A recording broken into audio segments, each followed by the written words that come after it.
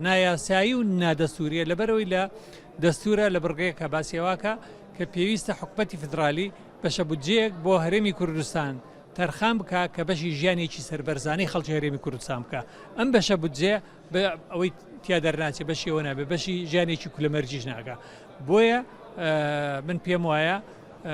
ئەمە ناکرێت تێپەڕێنرێ و حکومەتی هەرێمی کوردستان بە ناچاری هاتوۆتە سەرخەت و لە هەوڵێکی جددیایە بۆ چارەسەرکردنی ئەم بابەتە و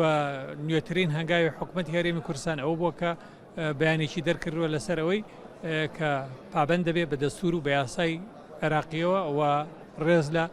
بڕیارەکانی محکەمەی فیدرالی ئەگرێ کە ئەمە هەنگاوێکی خاوکەرەوەی حکومەتی فیدرالیە بەرامبەر بە هەرێمی کوردستان بۆی بتوانن بستە ناو توێژێکی ڕاستەقینەوە.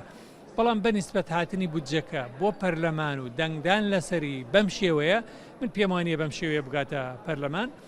لەبەرەوەی حەیدەر عەبادی خۆی پیاوێکە لە یاسا تێدەگات زۆر چاک